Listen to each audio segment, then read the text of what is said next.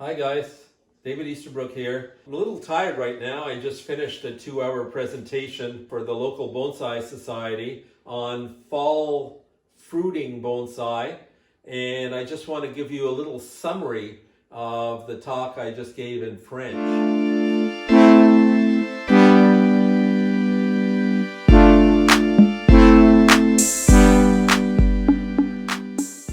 So tonight I'm going to show you a few of my fruiting bonsai. I think it's really a great time of year to see great looking bonsai. Here, for example, we have a very nice deciduous holly. This is actually our native Ilex verticellata, and it's covered with red berries at this time. It's a female. She's a female, so she has the berries.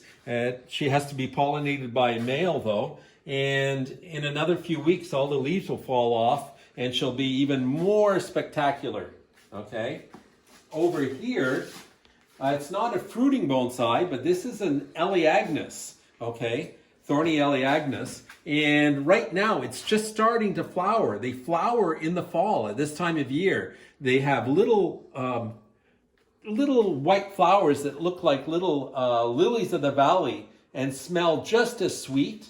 And they'll all be pollinated by bees, and the fruits will ripen during the winter dormancy period. They look like little red cherries.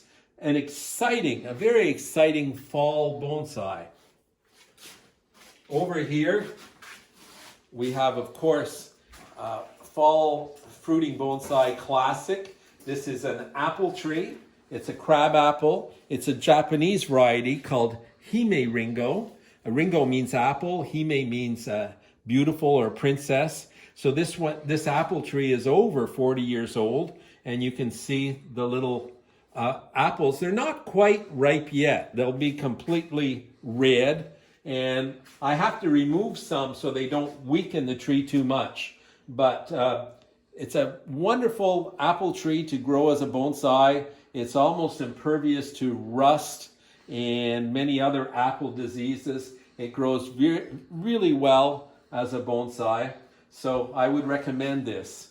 Now, let's come over here. Even companion plants, this little Spirea turns bright reddy orange in the fall, and it's a beautiful fall bonsai. And when all the leaves fall, it's very, very pretty. I use it as a winter companion plant next to my bonsai.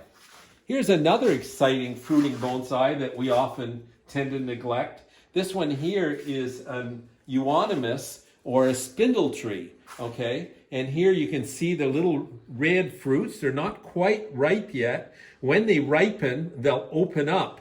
They'll be the bright orange interiors. They open up in two, and you see the orange seed inside. So this also, the extra added bonus is that all the leaves turn scarlet red in the fall. So in a few weeks, this tree will be, it'll look like it's on fire, just a blazing red color. It's a beautiful tree to own during the fall. Here we have another delightful, graceful little tree. This one here is a Japanese holly, Ilex serrata, growing from a very young tree. It's about 35 years old, maybe even closer to 40 years old, and was grown from a little shohin, and I've kept it this size for many, many years. Beautiful nebari, thick trunk, good taper right up to the top. And the berries are set off by a beautiful cream-colored Sarah Rayner pot. This shabby-looking tree is actually a Japanese quince, rubra. It's Canameles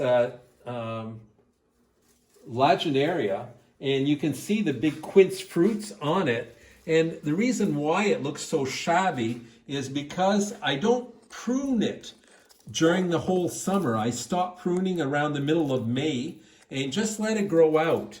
And after the leaves fall off, then I prune it heavily And it doesn't bother the flowering because the flowers are produced all along the branches and the trunk. They'll pop out flower buds, and so it'll be just a bright red blaze in the spring. And then during the summer, it forms these beautiful quince fruits. You can actually make jam out of it. So that's a bonus with this plant. So yeah, they don't look nice in the summer, but they really are nice trees in the fall and in the spring. This little plant here is our Canadian native Aster, Canadian Aster, and it attracts a lot of bees. Here you see a bumblebee that's sleeping on a flower during the night, but during the day there's at least 30 or 40 bees, bumblebees, all flying around at getting the pollen. It makes a wonderful little kusamono fall flowering bonsai. So I always keep one in my collection to remind me of fall. This little gem is one of my favorite trees. This one here is actually a Calacarpa. And Calacarpas, it's not quite ripe yet. The berries are green, but in a few weeks, they'll turn a beautiful color of fluorescent mauve color. And the tree is completely spectacular. It's so beautiful. The berries are quite a bit larger than this, and they're all mauve. And it's actually, this one here is a species of Calacarpa. It's not the Japanese variety. This one is Bodnieri, I should say, and it originates from Europe. It's a European species, but you can use Japanese Calacarpa also. They call them beauty berries, and they have even tinier. Their berries are about this big, the Japanese variety. Finally, you can have some shrubby little trees. This one here is called Heavenly Bamboo, okay? And it's really, the name is Nandina domestica, and it's in the same family as barberry, okay, a spiny tree. And this one here is a lovely fall plant because the leaves turn bright red also. The Japanese take great pleasure in cutting the red leaves off and draping them over a bowl of rice. Or if you're having a kaiseki dinner at a ryokan, they'll decorate the little dishes with the leaves of nanten or this heavenly bamboo here. So it forms beautiful red berries also at this time of year. So again, it's an interesting little fall bonsai. So I hope you enjoyed this quick little tour. Tonight I did a little demonstration of how to make a fall fruiting bonsai with a quince. This is a Japanese quince, a variety called Toyonashiki, and actually has 3 colors of flowers. And to make it, I had to cut off the fruit.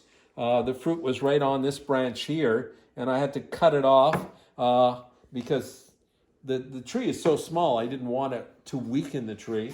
So yeah, I hope you enjoyed this little run through of some fall fruiting bonsai, and I hope it inspires you to go out and grow some of these different varieties so that you'll have that diversity in your collections throughout the year. Okay folks, this was just a summary of a 2-hour class I did in French. But if you're interested, we can always think of doing one in English. So just let me know on your comments down below, and we might be able to organize a class in English for you guys. Thanks a lot.